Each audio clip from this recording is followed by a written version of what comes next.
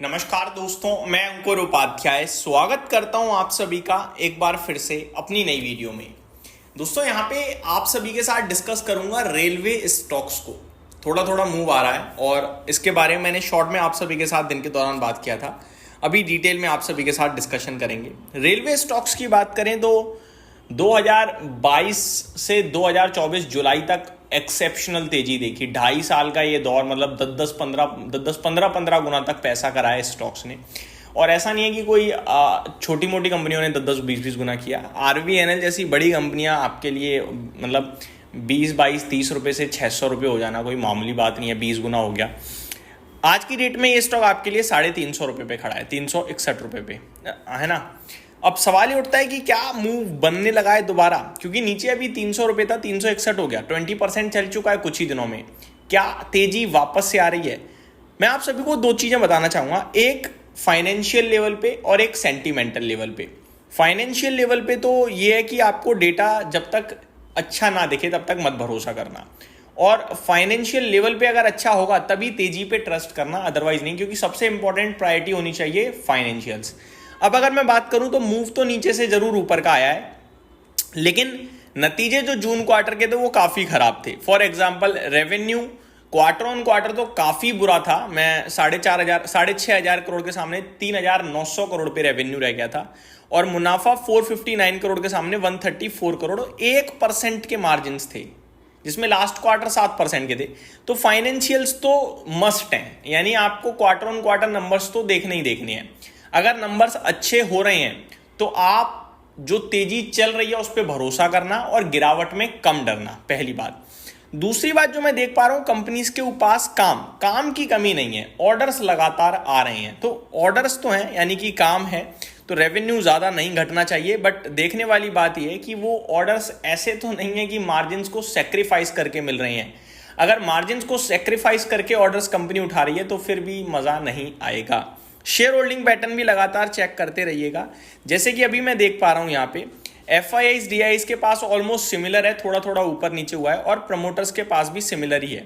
Public के पास 15.89% का stake है, तो कोई ज्यादा नहीं है। आरवीएनएल की पर्टिकुलरली बात करूं तो ठीक है।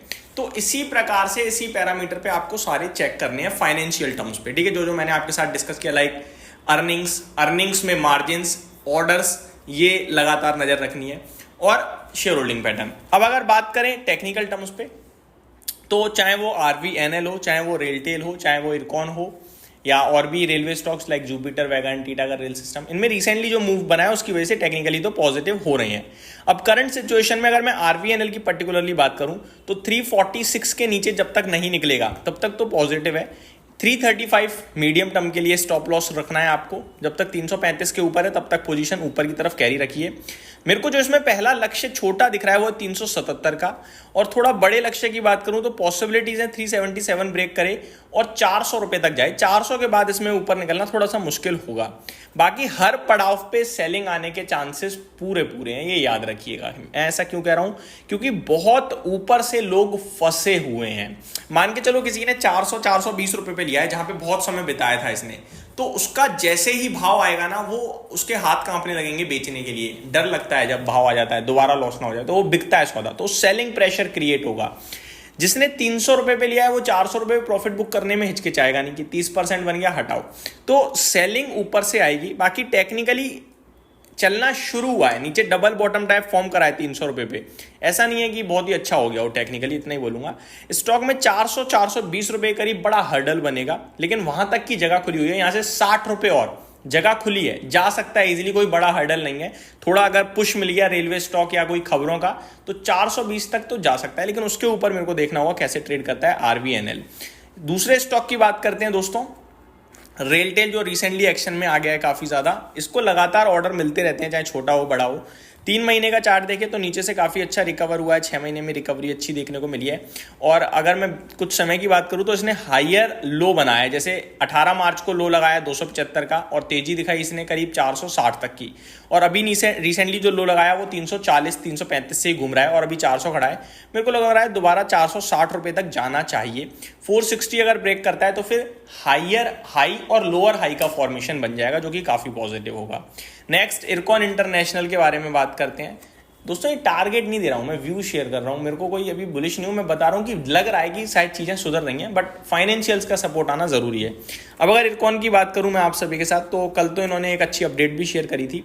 187 के लेवल्स पे आज BSE पे क्लोजिंग दी है। ये भी सेम रेलटेल की तरह हायर लो की इसने फॉर्मेशन दिखाई है। पॉसिबिलिटीज़ हैं कि 220 215 तक ऊपर में आता हुआ देखिए, वहाँ रेजिस्टेंस आएगा और वो निकल गया तो फिर काफ़ी बड़ी तेजी भी बन सकती है, तो वेट एंड वॉच करेंगे। इसी प्रकार अगर टीटा का रेल सिस्टम की बात करूँ तो काफ़ी इसने प्रॉब्लम दी, अभी 942 है, मूव आया है ऊपर की तरफ, इसमें ये हर्डल पे पहुँच चुका है। 960 रुपये अगर ये स्टॉक निकालेगा ऊपर में और क्लोजिंग देगा तो फिर मैं इसमें 1040 1080 की बात करूंगा, बट अभी 960 निकलना बड़ा ज़रूरी है। ये एग्जैक्टली रेजिस्टेंस पे ही खड़ा है, यहीं से गिरा था। तो ये मेरी तरफ से आपके लिए एक रेलवे स्टॉक्स पे व्यू है। सेंटीमेंट्स थोड़े अच्छे हो रहे हैं इस समय, टेक्निकल्स अच्छे हो रहे हैं, चलना शुरू हो रहे हैं, ऑर्डर्स मिल रहे हैं, रेलवे एज अ सेक्टर अच्छा कर रहा है, लेकिन फाइनेंशियल्स का वेट रहेगा और ट्रेल के साथ ही करेंगे, ऐसा कोई ओवर बुलिश नहीं हो जाएंगे अभी, बट पॉजिटिव है। उम्मीद करता हूँ डिटेल्स पसंद आई होंगी। Thank you so much for watching this video. Have a great day guys.